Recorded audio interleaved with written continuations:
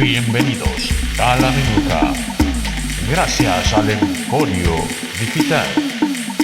Búscanos en www.elemporiodigital.com.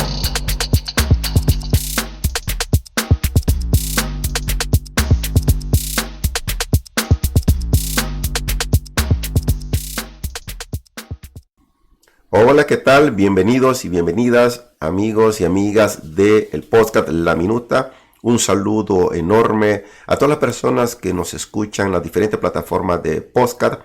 Gracias por el apoyo y el crecimiento que estamos teniendo gracias al sostén que ustedes nos están dando. Bien, en esta ocasión queremos abordar un tema importante también de geopolítica y nos trasladamos hasta Suramérica. Vamos a hablar de Ecuador, un país lleno de riquezas naturales, con una gran población trabajadora, territorialmente grande, un país que pinta que puede convertirse en una potencia mundial desde el centro de Sudamérica. Para eso, pues, tenemos a dos invitados, un amigo ecuatoriano que vive aquí en Italia, en la provincia de Milán, Jorge Ojeda, que también ya ha estado con nosotros, nos va a ayudar a entender y analizar lo que está pasando y este nuevo choque político electoral que se está dando en Ecuador.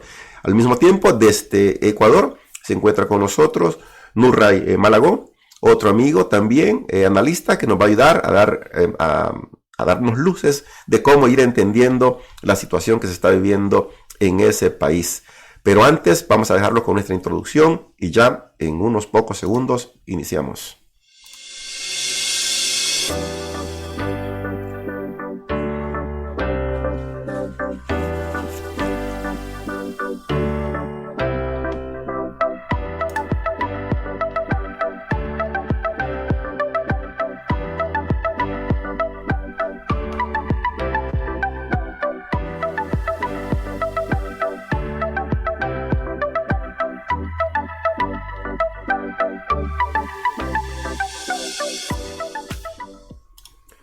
En febrero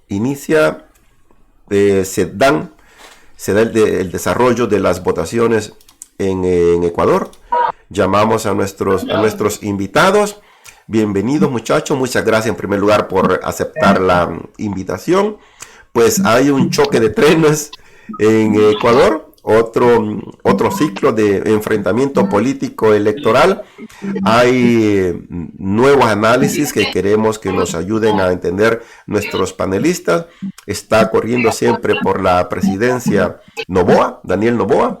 Al mismo tiempo, el partido que apoya siempre a Rafael Correa también está participando con su candidata.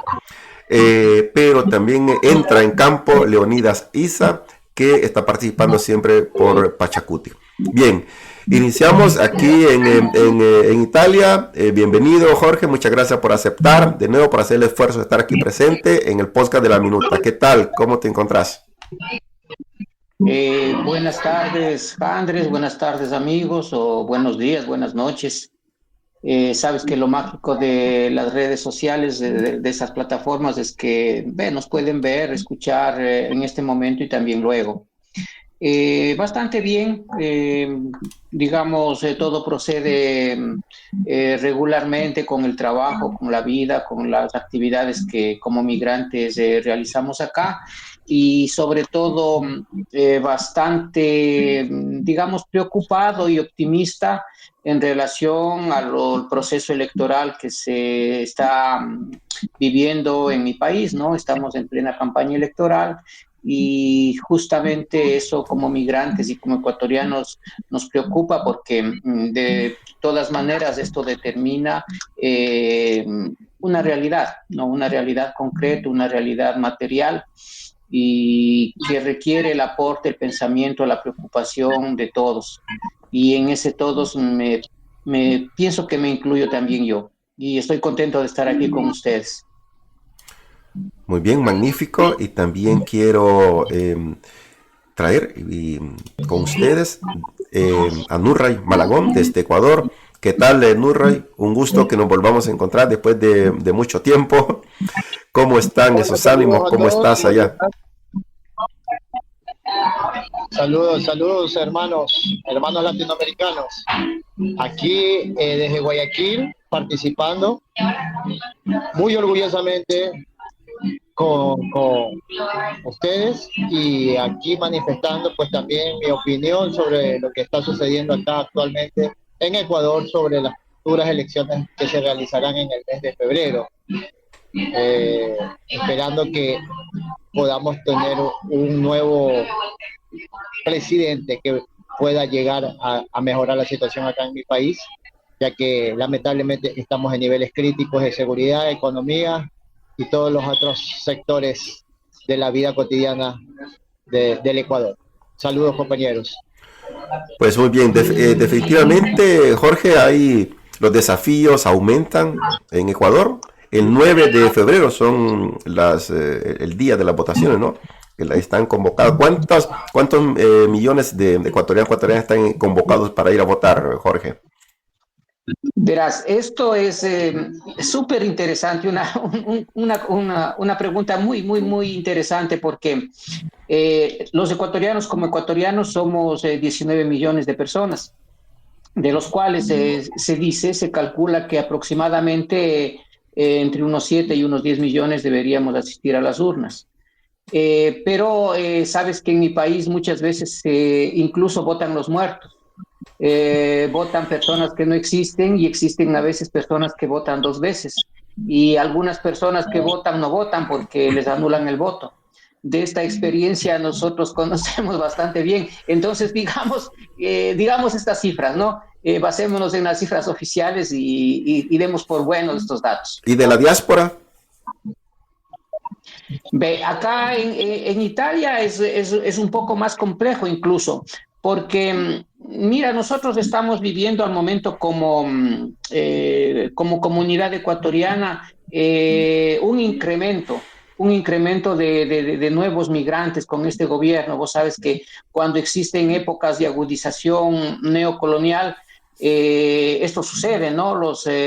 Como nos pasó a nosotros, los ecuatorianos, digamos, las personas, venimos siendo expulsadas de nuestro territorio. Somos expulsadas algunos de manera, digamos, por problemas económicos, sobre todo, por problemas políticos, por diversas situaciones.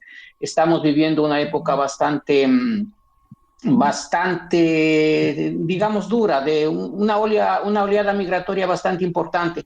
Entonces, esto incluso hace que nuestros datos, por ejemplo, no sean fiables. Además, nosotros encontramos que en las elecciones, por ejemplo, pasadas, fueron una cantidad ínfima de las personas que fuimos a votar.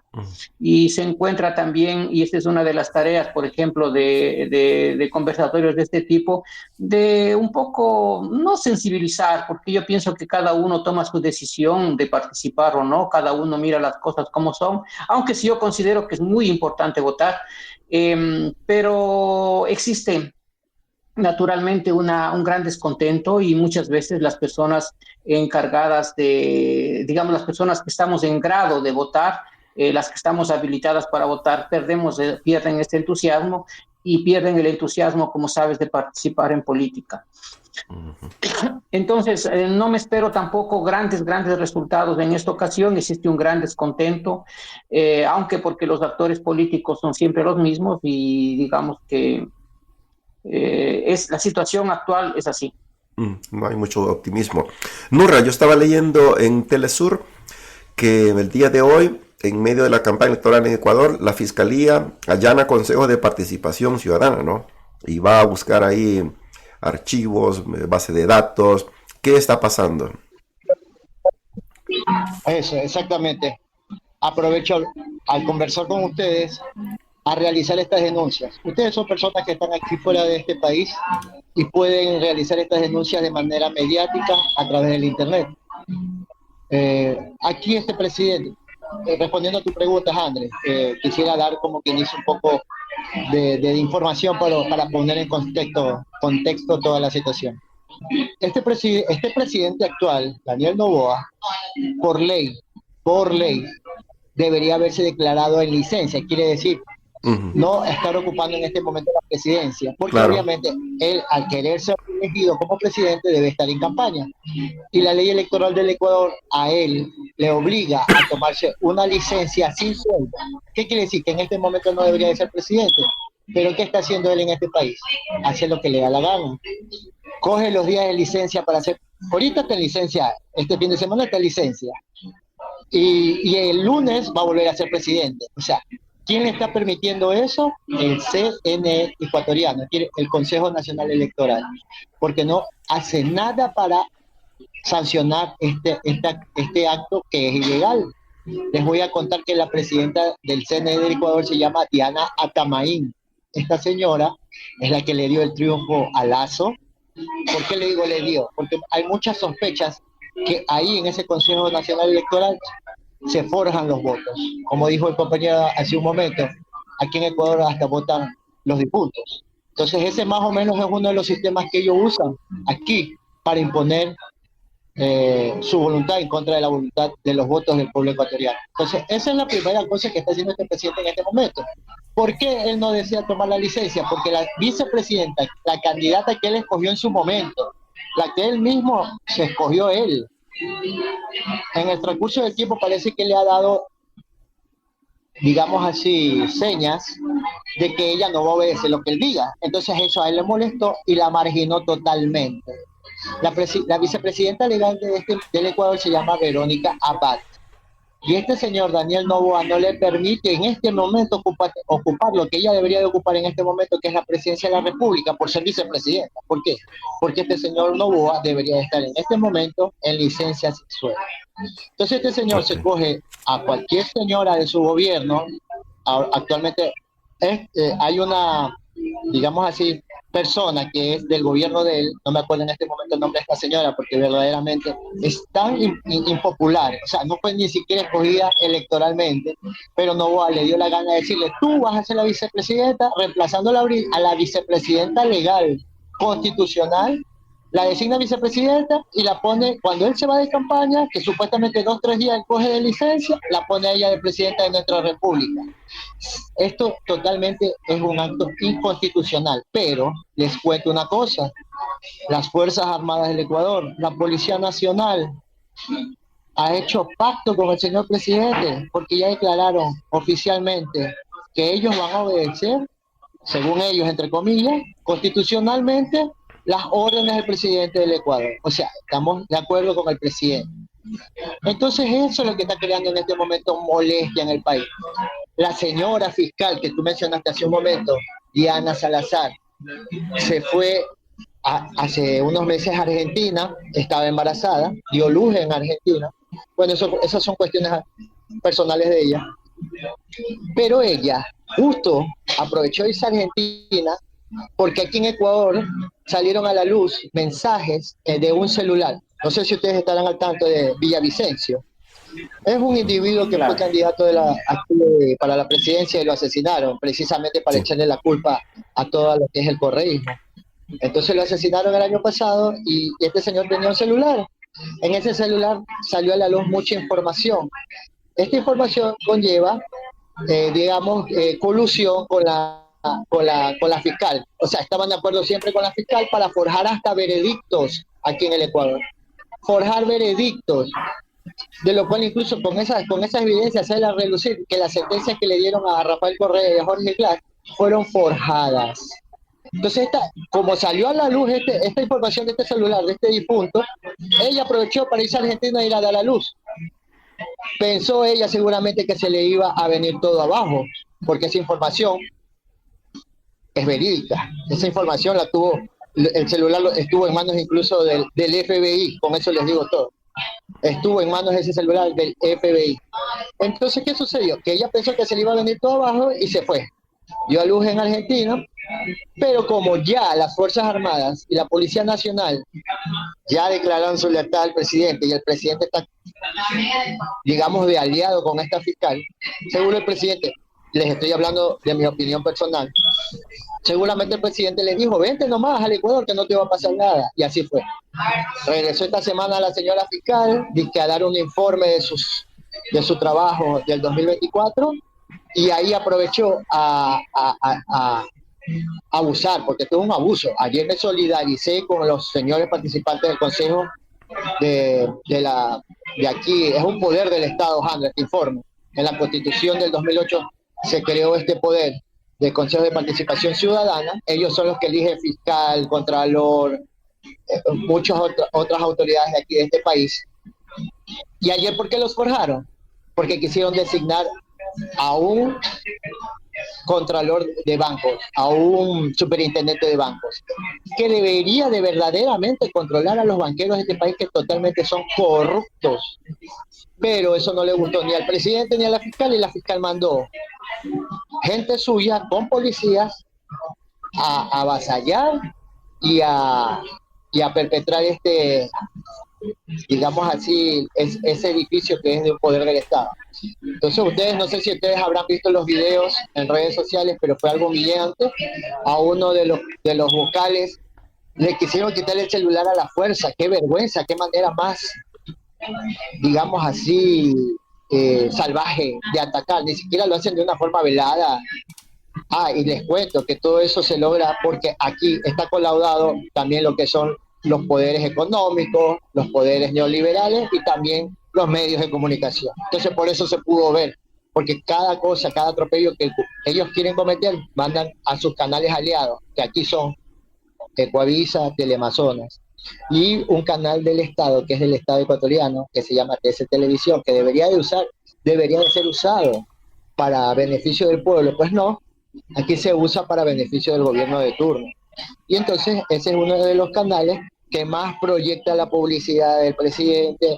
El presidente todo lo que hace lo proyecta por ese canal, porque obviamente siendo el Estado tiene dominio en ese canal, que no debería de ser así, porque aquí hay una ley electoral que ningún servidor público, ni ningún servicio público debería de favorecer a ningún candidato. Pero en cambio aquí están usando los recursos del Estado, nadie dice nada, porque estamos sometidos por la, digamos así, dictadura velada. Y es una dictadura velada. Todo lo que ustedes están viendo allá, acá se está forjando gracias a las Fuerzas Armadas y a la policía.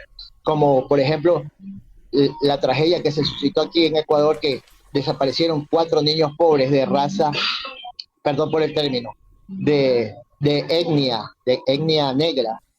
Desaparecieron aquí y al inicio querían hacer como que no sucedía nada, como que no pasaba nada, pero como gracias a Dios ya en el Ecuador existen las redes sociales, el internet, pues no se difundió por los canales de televisión, pero se difundió por las redes sociales, y así logró tener, digamos así, la atención necesaria para darnos cuenta que muy posiblemente 16 militares en mi país, muy posiblemente, lo digo porque no están sentenciados aún, no se ha comprobado la culpabilidad, pero muy posiblemente 16 militares en mi país han desaparecido 4 niños pobres, incluso los han quemado.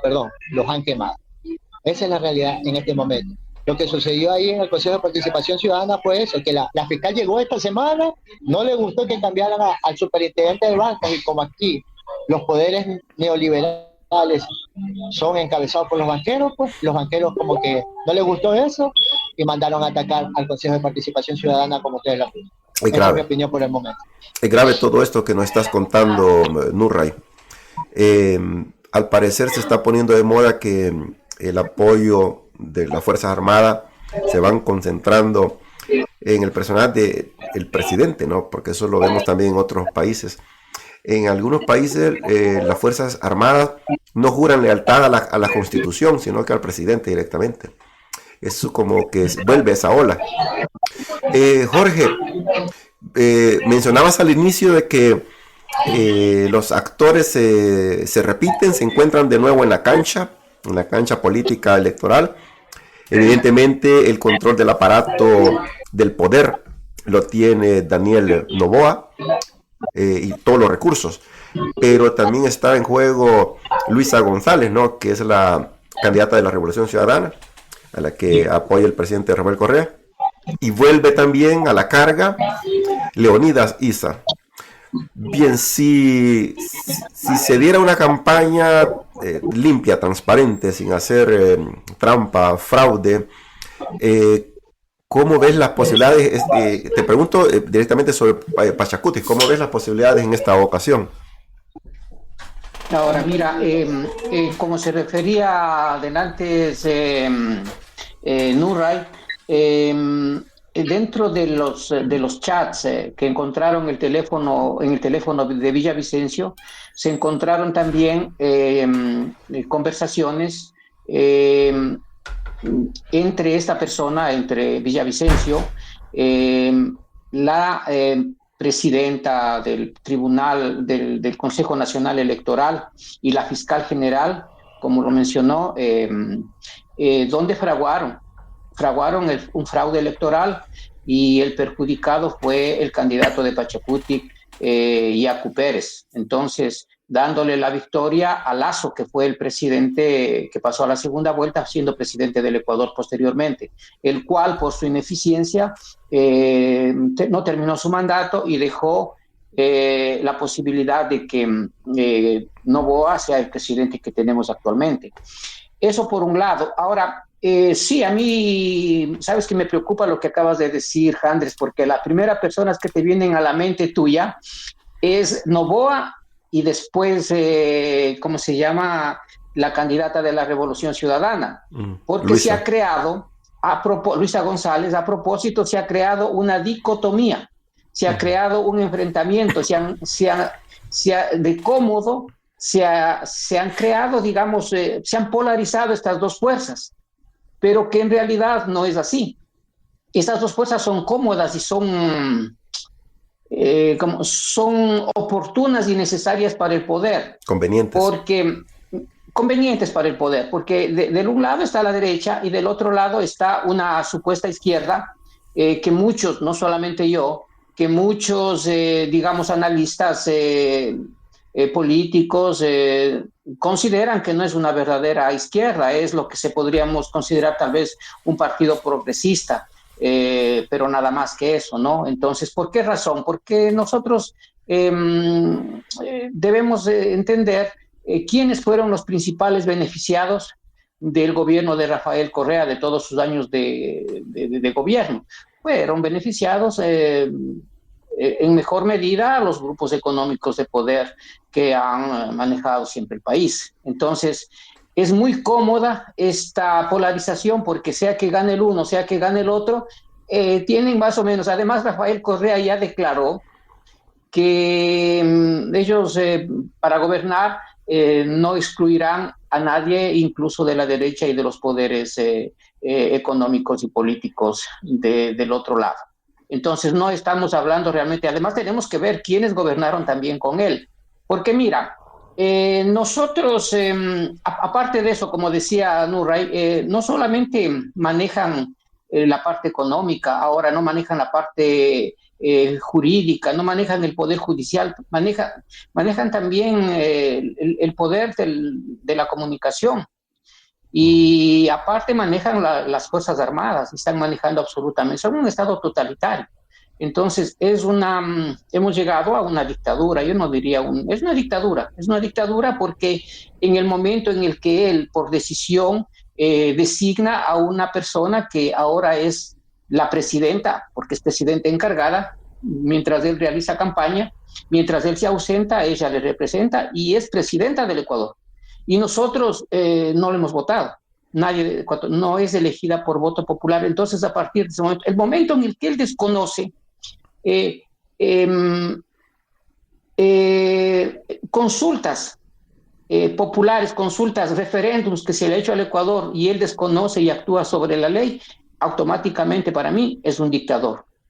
El momento en el que él no cumple con las leyes que establece el Consejo Nacional Electoral y se pasa por eso, también es un dictador. El momento en el que él agrede, el momento en el que él no observa, el que él infringe la ley por ejemplo, las leyes internacionales, y agrede a la Embajada de México, es un dictador. Para mí es un dictador.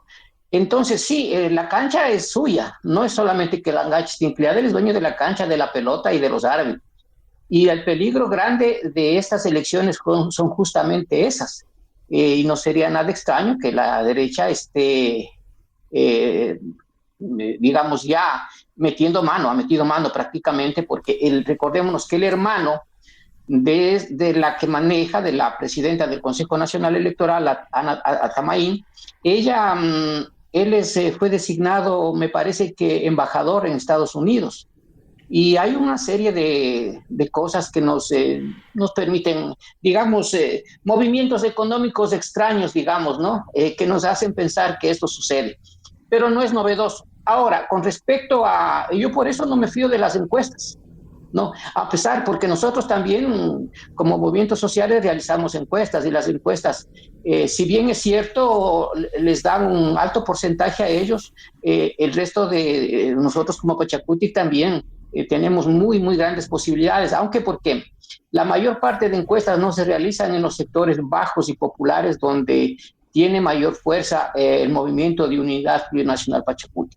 Entonces nosotros pensamos, estamos convencidos, seguros, y se está trabajando, se ve, digamos, sin tener esa capacidad millonaria que tienen las dos fuerzas estas que has mencionado, estamos trabajando y esperemos, como ya sucedió con Yacu Pérez, de dar una sorpresa. Muy bien, excelente. Bien, para los dos, bueno, la situación económica está golpeando bastante duro a la gente en Ecuador. También la corrupción y bueno, también estos carteles, ¿no? Con vínculos con los carteles mexicanos.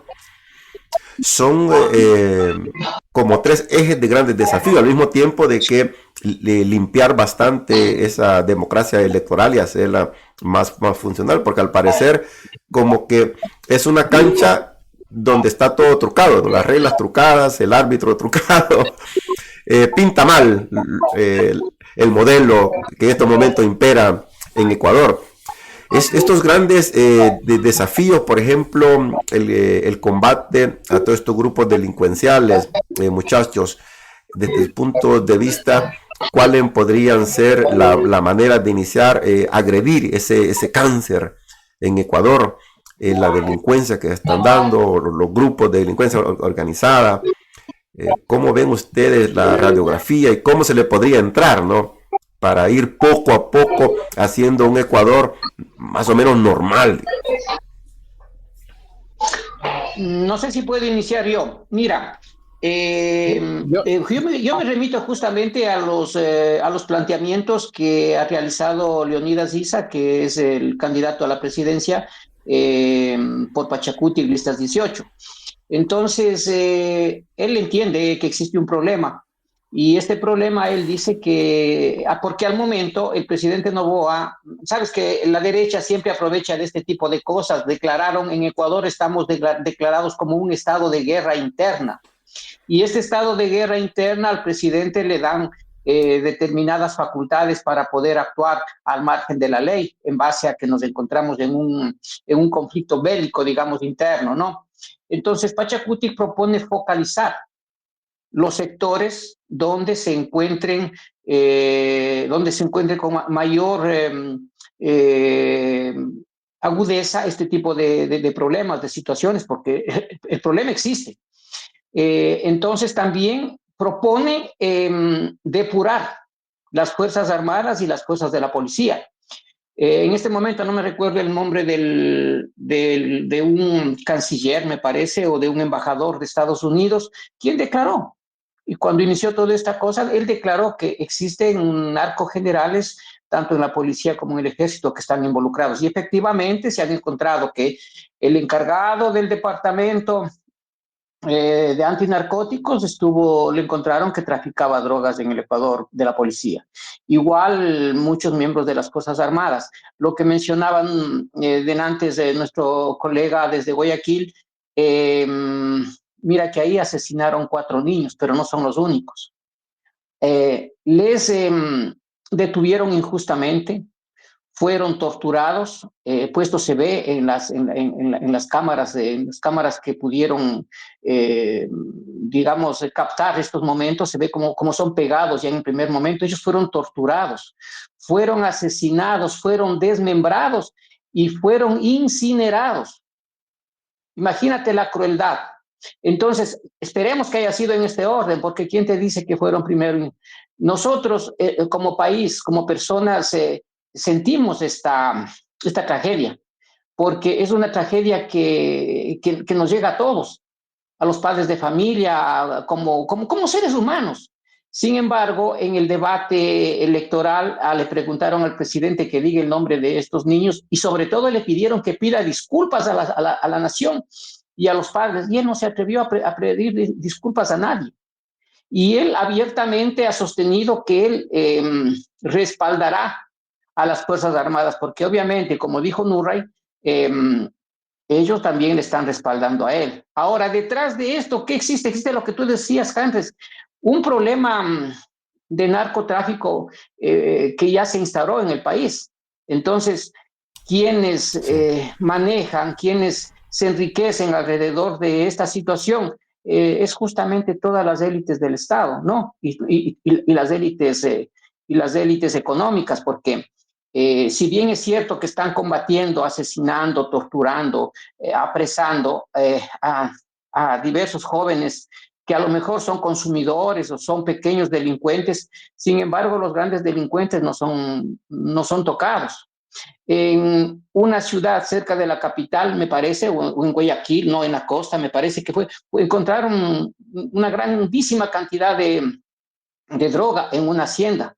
Le apresaron al que cuidaba la hacienda, al que cuidaba los animales. Sin embargo, al propietario de la hacienda ni siquiera le han nombrado y le han protegido porque le han dicho que él debe ser investigado y que no se puede hacer este tipo de cosas. Entonces, nosotros tenemos que ponernos a pensar que quienes manejan estas grandes cantidades de recursos económicos, de dinero que provoca esto, son las grandes élites. ¿Dónde se lava el dinero? ¿Quién tiene la logística, la capacidad? ¿Quiénes son dueños, propietarios de los puertos que no son públicos, que no son, digamos, no son del Estado?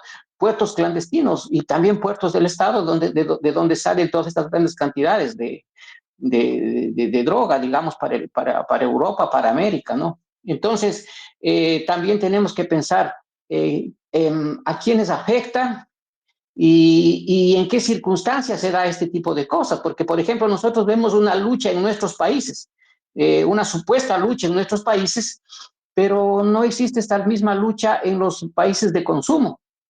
Acá no hemos escuchado que ha pasado absolutamente nada, es como que si llegara la droga a estos países de consumo y ahí la droga se distribuyera automáticamente y sabemos que es así. En una lógica de consumo, el productor siempre gana poco y los pequeños intermediarios ganan poco. Los que realmente hacen el dinero son los distribuidores y los que distribuyen al consumidor final. Y sabemos que detrás de esto está involucrado. Recordémonos que el cuñado del presidente Lasso, del presidente anterior, está condenado, fue vinculado con un cartel que se dedica a este tipo de actividad ilícita, ¿no? Entonces, sin embargo, no sucede absolutamente nada. Entonces, esta es la realidad y nosotros debemos partir y pensar que este fenómeno, desgraciadamente, es un fenómeno que nos afecta a nosotros, digamos, pasivamente, porque no son nuestros pequeños estados los que deciden los grandes flujos de dinero que ocasionan estas actividades ilícitas. Son justamente los países más grandes, más poderosos que gobiernan el mundo, los que organizan esto. Nosotros solamente tenemos que, y son los que protegen y promocionan a este tipo de derecha que tenemos actualmente en el Ecuador. Bien, excelente. Sí, efectivamente, bueno, en Ecuador me decía una... Sí, diga. ¿Sí me estás escuchando? Sí, escuchamos. Dele. Ya, mira, haz de cuenta que yo soy el presidente del Ecuador y tú, Andrés, eres el pueblo ecuatoriano. Tú te enteraste que se desaparecieron los 4 niños porque ahí quedó el video cuando los militares se los llevaron. No se sabe nada dónde están los niños. Tú como pueblo ecuatoriano me dices y me preguntas, oigan, ¿qué vamos a hacer con esos 4 niños que no se sabe dónde están? Y yo te digo a ti en ese momento, los quiero declarar héroes nacionales. ¿Tú qué piensas si yo te digo eso como presidente?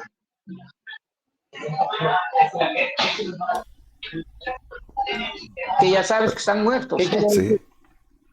Ya sabes que están muertos, pues, o sea, supuestamente nadie sabe dónde están, solamente estaban desaparecidos. Entonces, fue la pregunta que le hicieron en su momento a este presidente y el presidente ya los quería declarar héroes nacionales. ¿Por qué, pues? ¿Por qué lo iba a declarar héroes nacionales? Porque se lo llevaron los militares. Entonces, date cuenta cómo están los militares, los policías. Ah, aparte te cuento otra cosa. Al día siguiente que se desaparecen los niños, los policías van a recoger los videos y ellos ya sabían que los militares se lo habían llevado. Y no dijeron nada en todo ese tiempo. Se demoraron un mes para darse cuenta que los niños se desaparecieron. Entonces, ¿cuál es la braveza ahorita del actual ministro payaso? Porque es un ministro payaso, el ministro de Defensa que tiene ahorita Noboa, que porque se ha declarado un crimen de Estado. Está bravo porque se haya sido declarado un crimen de Estado, porque él alega que no fueron los militares, que fue la delincuencia organizada que cometió ese delito. Pero discúlpame, así es que, porque dicen, ahorita sacaron unos chivos expiatorios de delincuentes de la delincuencia organizada, que supuestamente ellos fueron los que quemaron a los niños. Pero discúlpame, así haya sido verdad que estos delincuentes hayan quemado a ellos, a los niños. Pero los niños fueron llevados por militares, pues.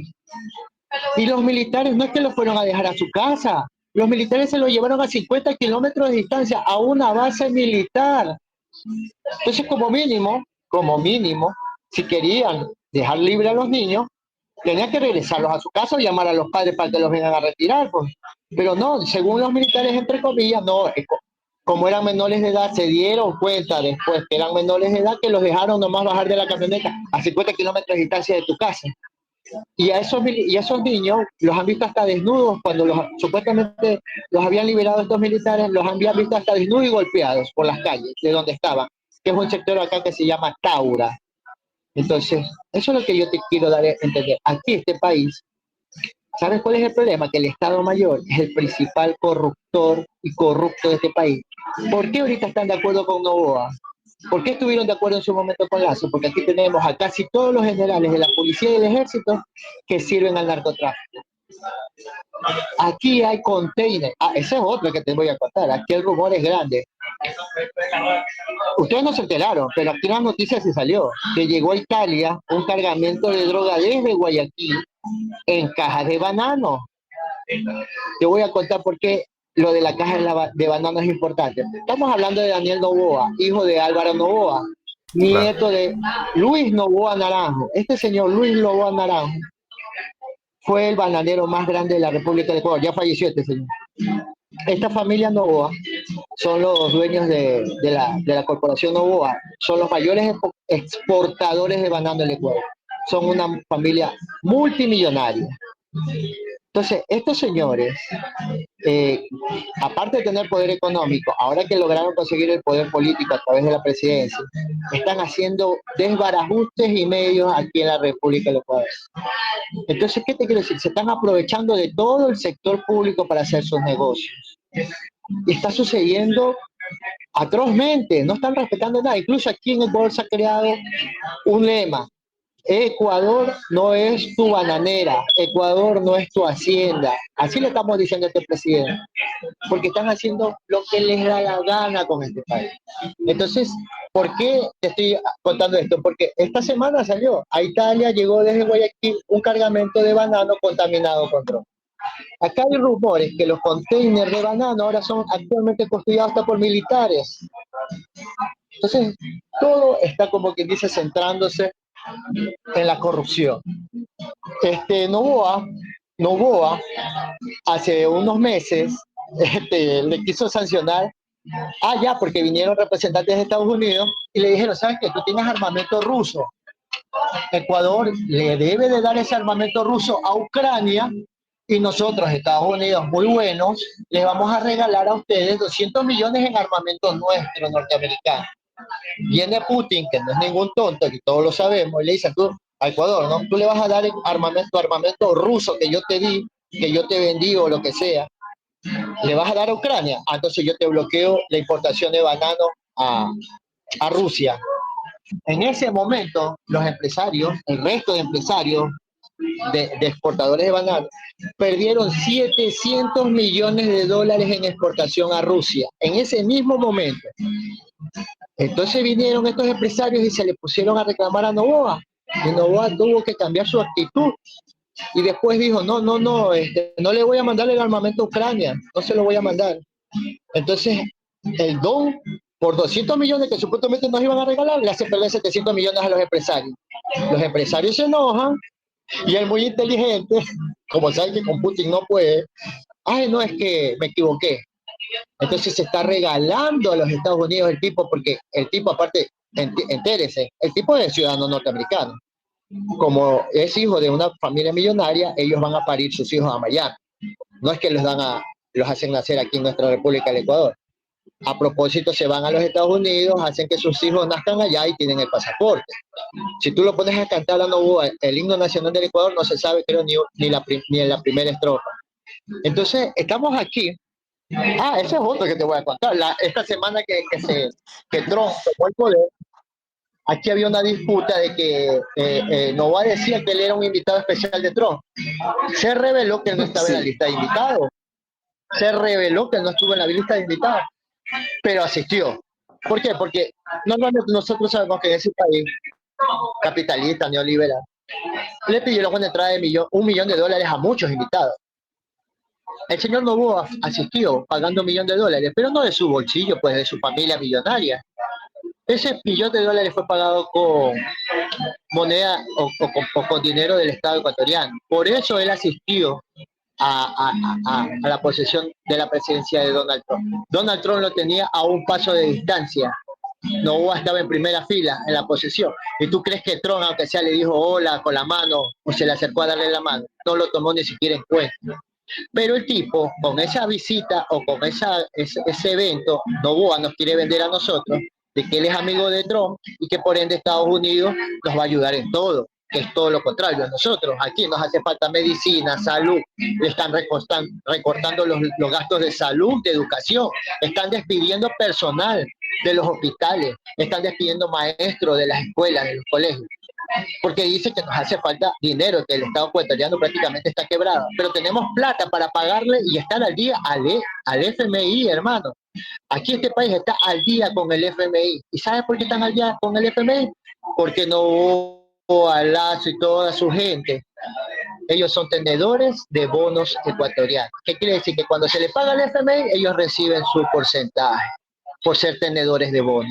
Entonces, ¿qué te quiero decir con esto? Nosotros ahorita estamos totalmente tomados por el neoliberalismo.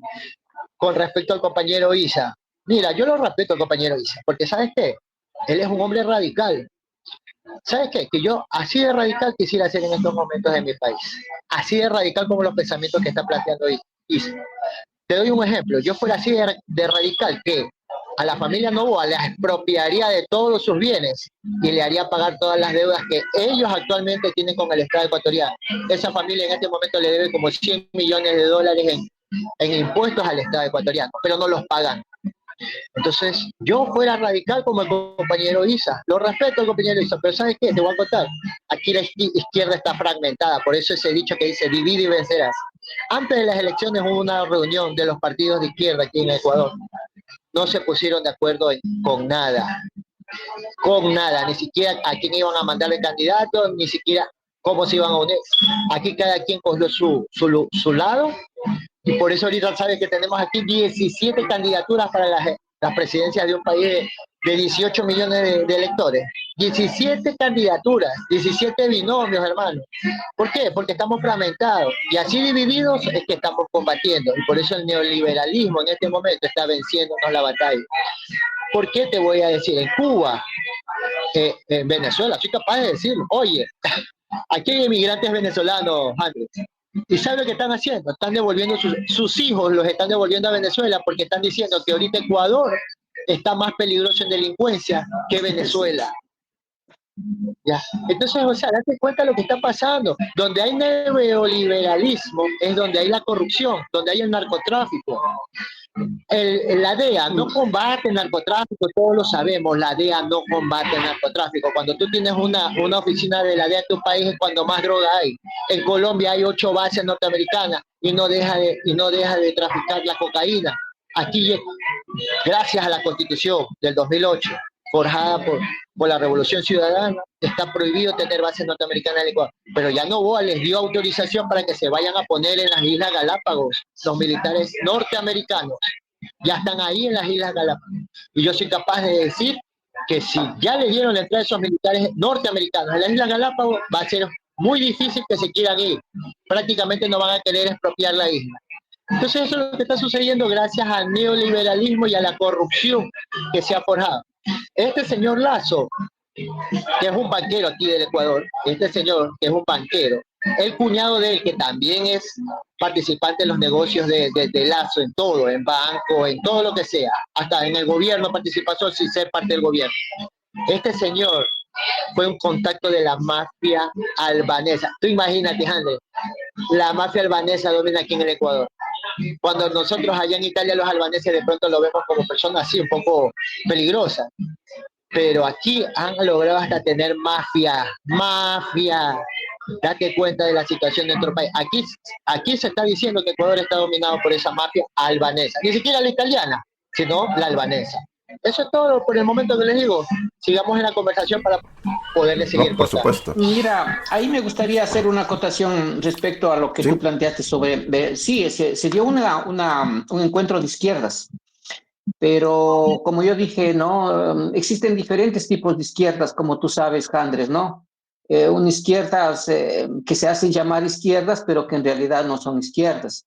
No creo que sea responsabilidad de Leonidas Issa el hecho de que esa reunión haya fracasado. Yo sinceramente no creo que haya fracasado porque seguramente habrán llegado a acuerdos, digamos, que no son públicos, espero. Eso de una parte. De otra parte, se necesita saber cómo funciona el movimiento Pachacuti, cómo funciona la CONAIE, cómo funcionan los movimientos indígenas y sociales. Existe una forma que incluso la publicitó bastante, sobre todo Evo Morales, pero te debo decir con bastante orgullo que fueron los bolivianos los que vinieron a aprender el modo político indígena en el Ecuador, y muchos de los preceptos que ellos aplicaron allá son auténticamente nuestros. Lo que se llama mandar obedeciendo. ¿Qué significa esto? Que los líderes no toman las decisiones por sí solos. Los líderes indígenas, en este caso Leonidas Issa, tiene que hacer caso, tiene que obedecer lo que mandan las diversas coordinaciones nacionales. Y una vez que se llega a un consenso, él simplemente aplica. Ese es un totalmente nuevo concepto de poder. Por esa razón es que, verás, Latinoamérica siempre ha sido considerado un laboratorio político.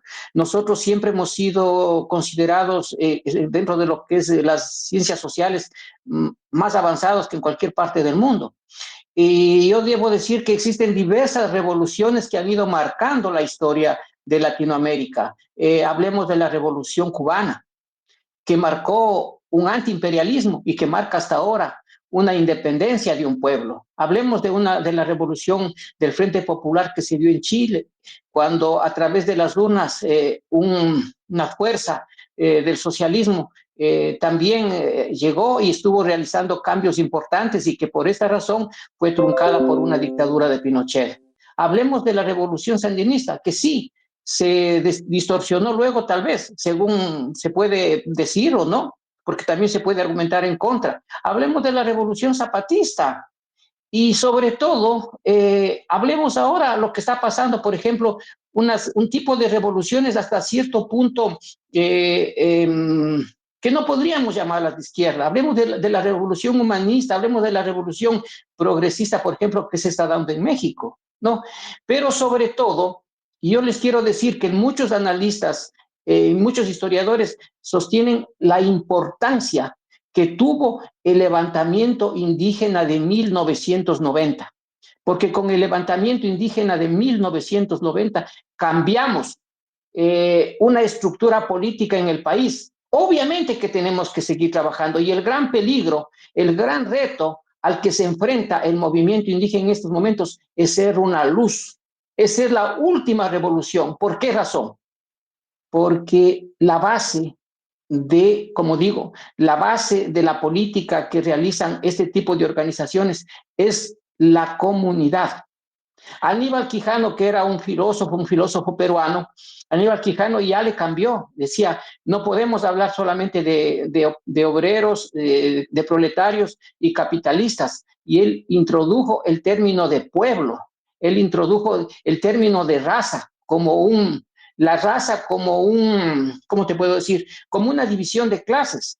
En este caso nosotros estamos planteando el pueblo, estamos planteando la comunidad, la fuerza que tiene la comunidad en tomar decisiones, en participar. Las mingas, por ejemplo, tú conoces perfectamente y te he explicado lo que significa la palabra minga, Andrés, pero por ejemplo la campaña política que lleva Pachacútec actualmente es con la minga, es con la organización social, son en las comunidades donde se pone plata, como la campaña que hice yo acá.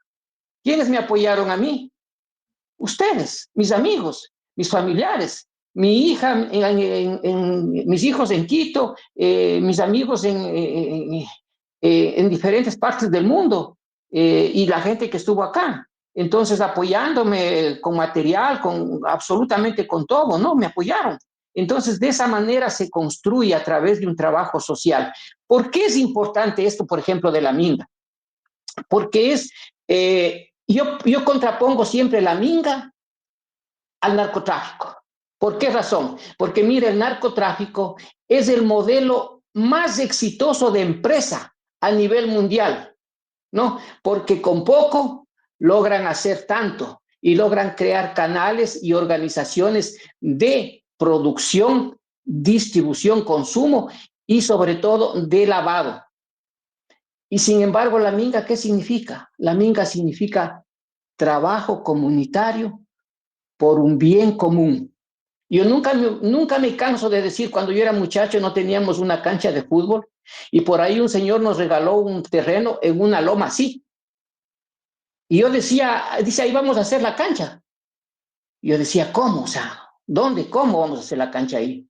Y sin embargo, con el trabajo de las personas, logramos la parte que era así, transformarle así y hacer un estadio, una cancha con graderíos, solamente con el trabajo comunitario, sin la presencia del Estado, sin ayuda ni necesidad de recursos económicos ni técnicos de absolutamente nadie. De esa manera hemos abierto carreteras, de esa manera hemos traído el agua, de esa manera salvamos a la población de la pandemia que pasó.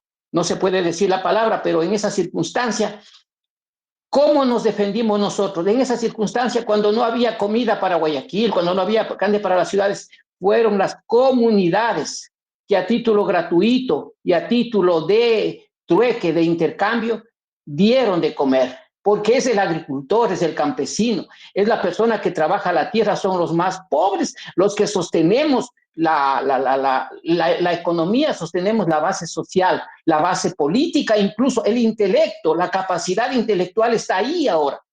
Solamente que tenemos que seguir avanzando poco a poco, y yo pienso que la próxima gran revolución que podríamos dar, por ejemplo, en este momento sería esta, el momento en el que llegue un gobierno. Porque mira, para tener éxito en un gobierno yo pienso que se necesita liderazgo, se necesita un programa y se necesita un equipo. Y esto Pachacútec lo tiene. Tiene un gran líder, tiene un gran proyecto que no es forjado en este momento para las elecciones, que se ha ido forjando a lo largo de 500 años de resistencia. Tiene un equipo de personas muy capaces, muy preparadas, ¿no? Pero sobre todo, y algo que no tiene ninguno de los otros partidos políticos, cuenta con una base social que lo respalda y que lo controla y que lo vigila y que lo impulsa a realizar las propuestas que está poniendo en tapete. Entonces yo en este sentido manifiesto Esto porque muchas veces, por ejemplo, a veces no se sabe. ¿Por qué razón? Muchas veces se le acusa al líder por haber pactado o no haber pactado con tal grupo, haber hecho tal acción. Por ejemplo, ¿cómo se llama? La Constitución del 2008 que tú nombraste, Nurray, efectivamente se realizó en el gobierno de Correa. ¿Pero por qué se realizó? ¿Por presión de quién se realizó? ¿Quiénes fueron los ideólogos? ¿Dónde están las propuestas? ¿Cuál es la filosofía? La filosofía es indígena, la filosofía es andina, la filosofía del buen vivir, del buen estar, del no enriquecerse, sino del de compartir. La filosofía de la comunidad está expresada ahí. Y solamente con una cosa te digo, Nurra y Jandres, solamente con la llamada justicia indígena, que en realidad en estos momentos ha sido determinante para tener a las comunidades indígenas protegidas de la delincuencia y del narcotráfico, y que han sido muy efectivas y a su vez han ahorrado miles de millones al Estado ecuatoriano. Por esa razón es que, por ejemplo, Pachacuti propone, no niegan la participación de la economía, digamos, tradicional, ¿no? No niegan, es más, proponen ¿cómo te puedo decir? Apoyar a la economía normal, a la economía burguesa, digamos. Pero también proponen desarrollar la economía que viene de las empresas del Estado y sobre todo hacen bastante hincapié en una economía de tipo popular y solidario. Entonces, todo este tipo de cosas yo pienso que se deben decir y que hacen una gran diferencia en relación a las izquierdas que se llaman izquierdas y que a veces son, digamos, izquierdas travestidas o izquierdas de género indeterminado, porque no se sabe qué mismos son. Excelente, caballeros. Vamos llegando al final. Les agradezco la verdad por enriquecer el podcast de La Minuta. Está quedando sumamente bueno todo este montón de contenidos, de conceptos, de razonamientos que nos han dado. Les agradezco un montón. Me gustaría de que si tienen alguna reflexión final, lo hagan en estos pocos minutos que tenemos, y les queremos invitar de nuevo para que profundicemos algunos temas. Este tema del concepto indígena y que se está poniendo en juego en la política, nos gustaría profundizarlo en otra ocasión también. Así es que les doy el espacio para que hagan una corta reflexión y pasemos al cierre, por favor. Nurray. Ok, empiezo yo, disculpe. A ver, tú hace un momento, André, nos habías preguntado que cómo se podría mejorar la economía aquí, crítica en este momento del Ecuador. Mira, nuestro problema actual, aunque los ecuatorianos no lo querramos reconocer, es el dólar. Nosotros nos dolarizamos trágicamente por una bancarrota que tuvieron en los años 90 los banqueros abusivos, que tenían depósitos en sus bancos de todo el pueblo ecuatoriano y ellos mismos se prestaban esa plata a sus empresas de manera ilegal. Y como no había un Estado que los controlara, nuestra moneda oficial de aquella época, que se llamaba el sucre, quebró. Tuvimos que dolarizar de manera forzosa. En esa dolarización muchas personas perdieron sus negocios, perdieron muchas cosas. Después fue la migración, la que tuvimos que huir muchos ecuatorianos por aquella crisis.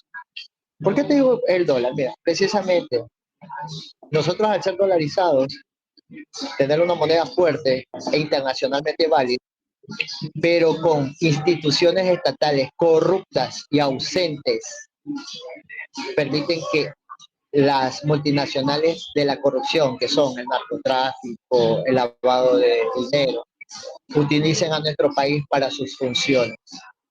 Por eso mi país, nuestro país Ecuador, ha caído tremendamente en todos sus valores y en todas sus instituciones. Porque como nosotros tenemos dólar y es fácil venir, traer 6 millones de dólares, 7 millones de dólares, aquí actualmente abunda mucho lo que es la vacuna, le llaman. Eso quedó como después de la pandemia. La extorsión. Van a los negocios, como allá en Italia, que le dicen el pizzo. Así, la extorsión. O sea, aquí es fácil que cualquier ente criminal internacional traiga 6 millones de dólares y fácilmente se lleve de aquí 24, 30 millones de dólares. Entonces, como tenemos instituciones que no controlan, esa es la crisis de nuestro país, porque aquí este país está lleno de recursos, de muchos recursos, pero lamentablemente nuestro pueblo es pobre. Como dijo el compañero, aquí el agricultor debería de tener una buena vida, una buena educación, pero nuestros agricultores son gente pobre, precisamente porque estamos atados a la corrupción y a las idiosincrasias falsas, neoliberales, donde se maltrata al pueblo. Y siempre llegamos a lo mismo. Después de todas las crisis llegamos a lo mismo. Los ricos son más ricos y los pobres son más pobres en el Ecuador. Entonces, con esta reflexión yo les digo, los BRICS están presentando una muy buena opción para los países que no son desarrollados. El dólar deberá de caer porque es la ley natural de esa moneda, porque Estados Unidos tiene una deuda tan inmensa de trillones de dólares que no la va a poder nunca pagar. Y Estados Unidos lo único que hace es imprimir billetes verdes sin tener nada que lo respalde. Entonces el dólar va a caer, pero este presidente actual que tenemos lo que más quiere es aliarse a Estados Unidos porque supuestamente Estados Unidos nos ayuda, Estados Unidos nos absorbe, a Estados Unidos nos explota. Yo soy de la propuesta que debemos unirnos a los BRICS, debemos pedir ayuda a aliados como China, Rusia, Irán, Cuba, Venezuela. Venezuela tiene alto petróleo. Ha pasado muy mal por el bloqueo de los Estados Unidos, Venezuela, pero Venezuela tiene tanto petróleo que puede vivir mejor que Dubái, que Emiratos Árabes.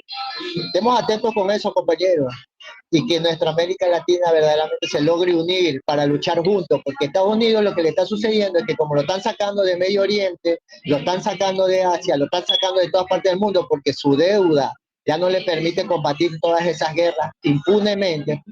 Ahora su opción es venir acá a América, apoderarse de los recursos de América y ellos seguir viviendo a costillas del pueblo latinoamericano.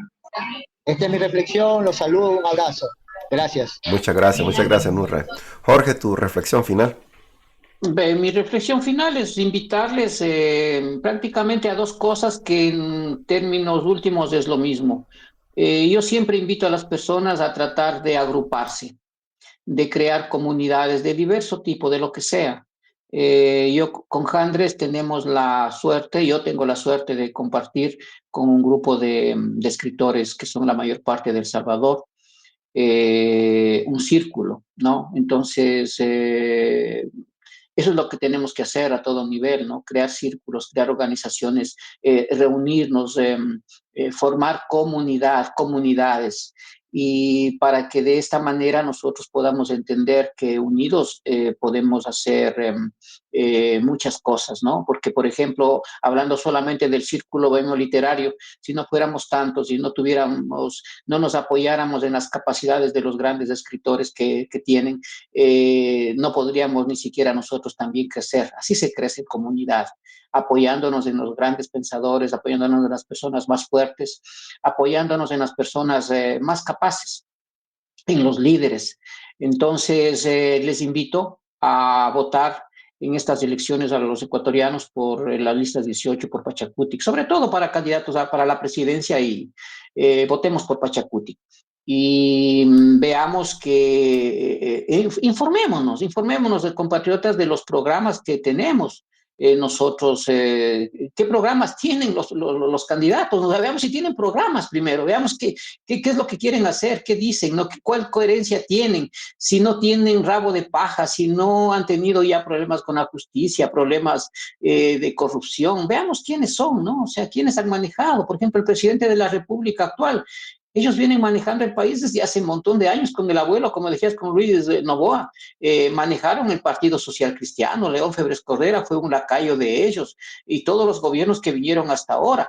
Entonces tenemos que tener en cuenta que los candidatos que tienen oposición de los grandes poderes económicos, por ahí es la cosa. Como en todo en la vida, ¿no? Por donde hay resistencia, por ahí es la cosa.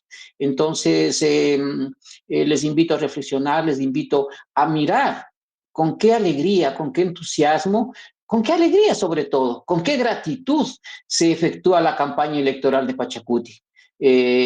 Reflexionemos, ecuatorianos, que nosotros tenemos sangre india adentro, que tenemos una epigenética que trasciende nuestra cultura.